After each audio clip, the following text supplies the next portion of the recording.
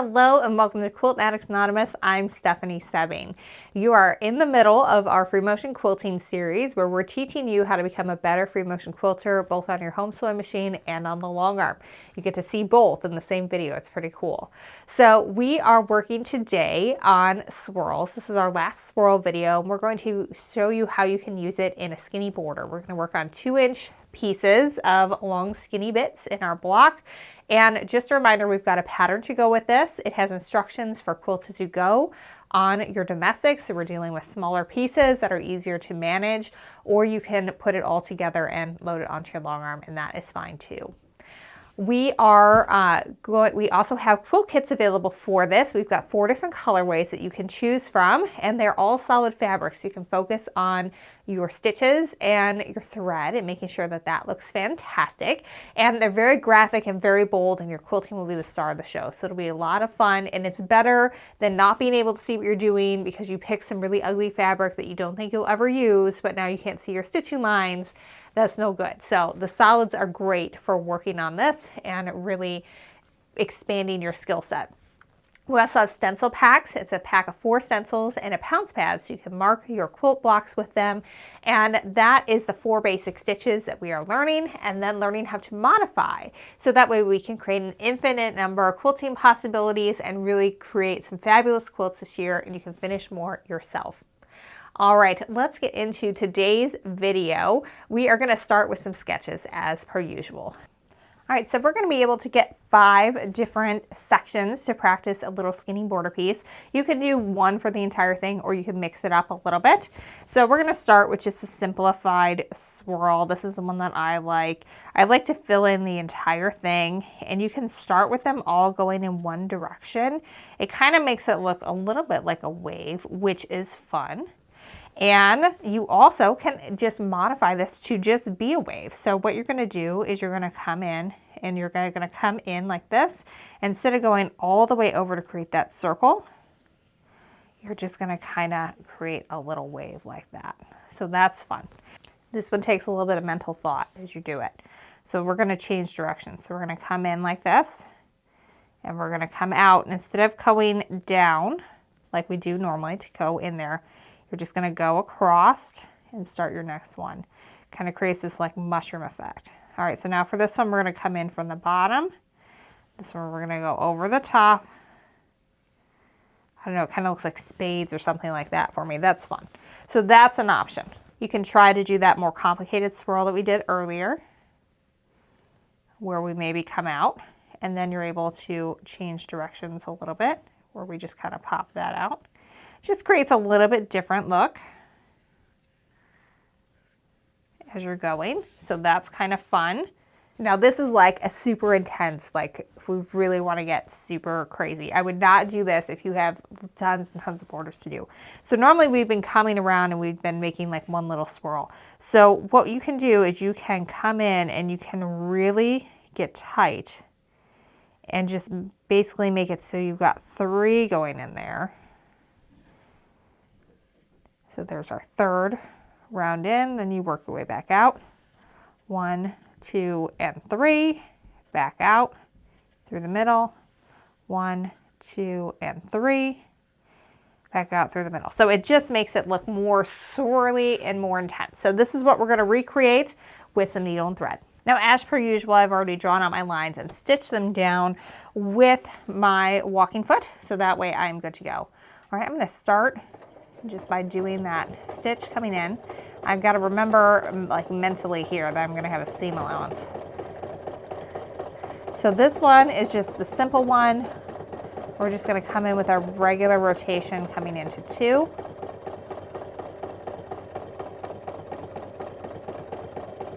And then work our way back out. Let's speed up a little bit here.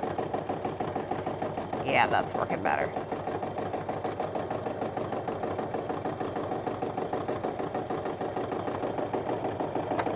Try to maintain the same size as you work your way down, and it's okay to have a little bit of space in between them like we had there.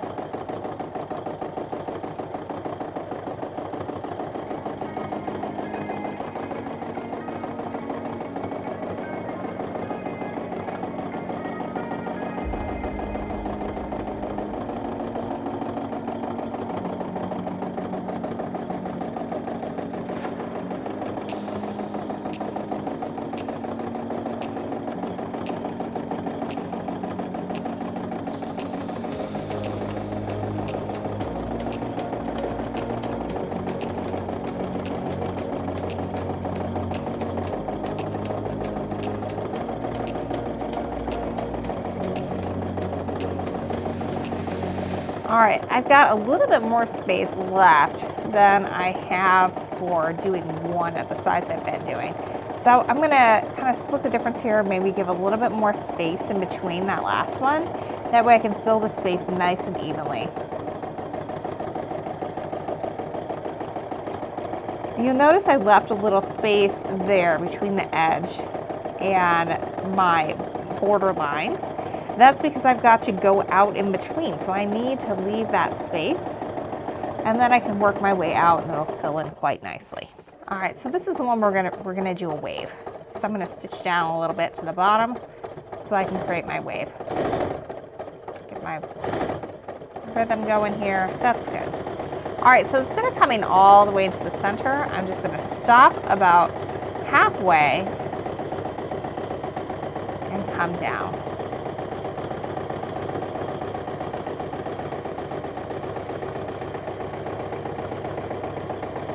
Stop again about halfway and come down.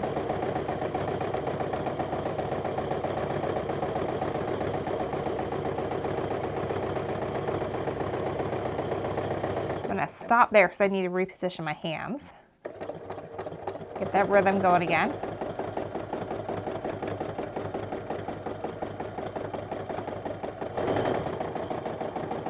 It always takes a minute for me to find that. And in a real quilt, you're gonna have a nice big long border to work with.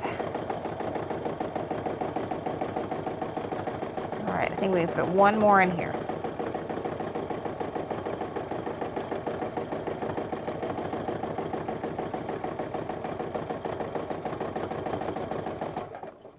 Alrighty. Now this is the one where we're gonna change directions. So I'm gonna come down here again. All right, so we had been coming where it came in this way.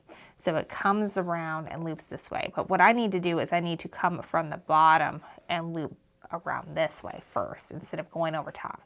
So we're gonna come in from the bottom, get that rhythm.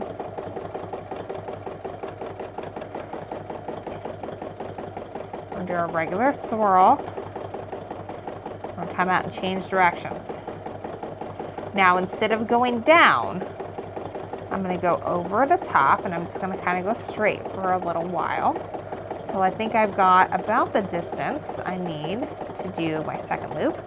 I'm going to come down, not all the way because I need to be able to work my way out again.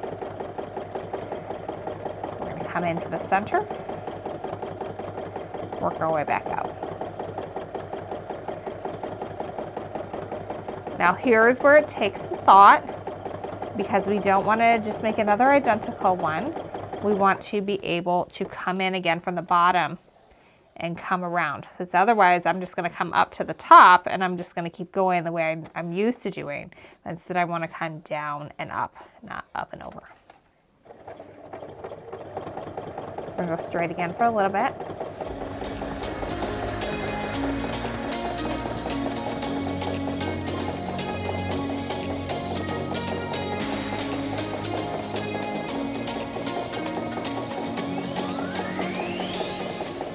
Straight over top for a little bit, and down and around.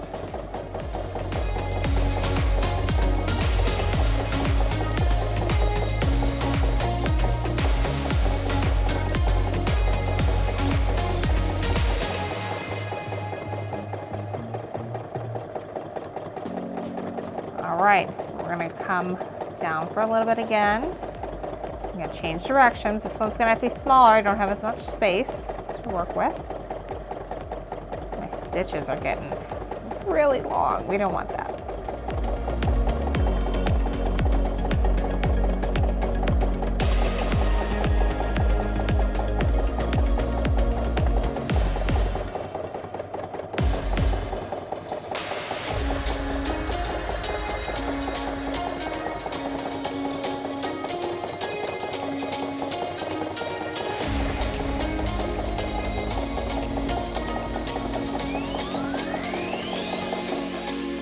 All right, now we're gonna go and do that fancier swirl that we saw when we were doing our stencil. Oh, get that rhythm. So we're gonna do our swirl like normal.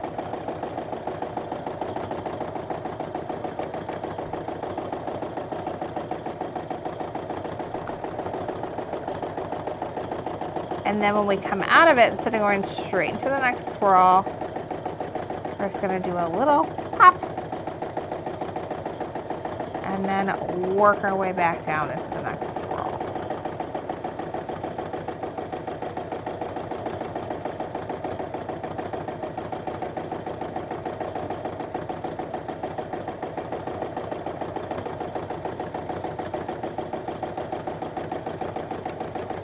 Do a pop.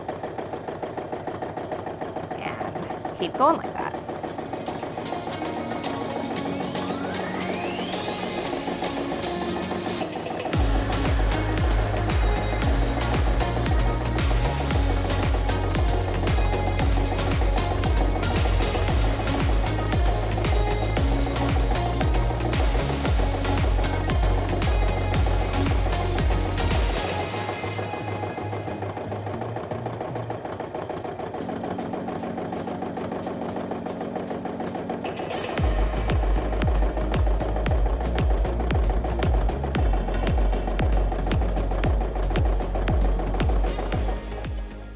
Definitely need to move those hands.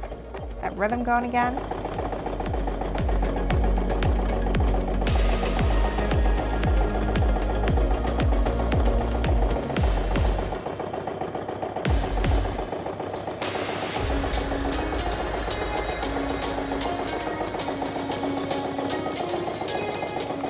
And I think we can put one more tiny one.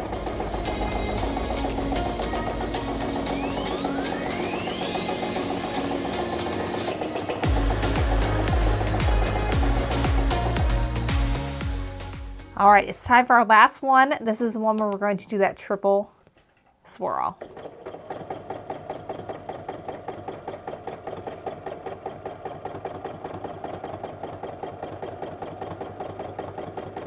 I'm gonna speed up here. All right, so we're gonna come in, come around.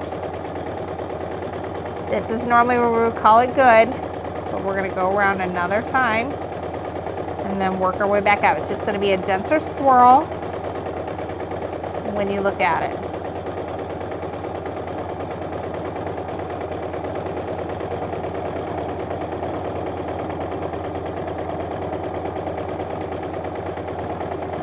Two and three.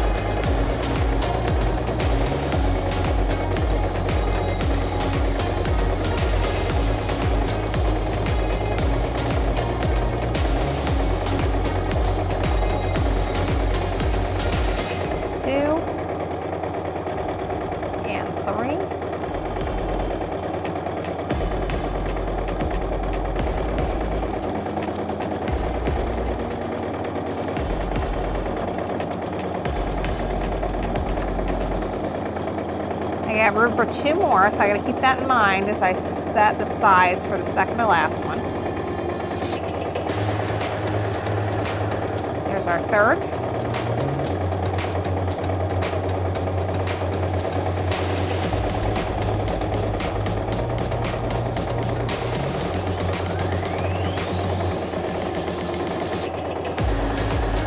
And here's our final one. Two, three.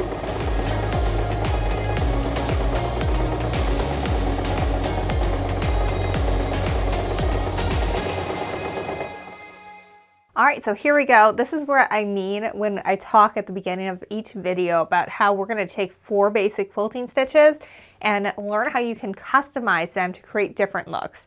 We have our basic swirl in a nice linear pattern. We have not all the way, and it makes it look like waves. We have them alternating directions. It kind of looks like, I don't know, maybe a mushroom or funny shoes or something. We are back into that fancier one where we just add a little point, little boop at the top there.